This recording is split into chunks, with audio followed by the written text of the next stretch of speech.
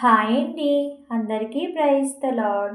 నా నోటితో నేను యెహోవాకు కృతజ్ఞతాస్తుతులు మెండుగా చెల్లించెదను. అనేకుల మధ్యను నేనాయనను స్తుతించెదను. కీర్తనల గ్రంథము 109వ అధ్యాయం 30వ వచనము.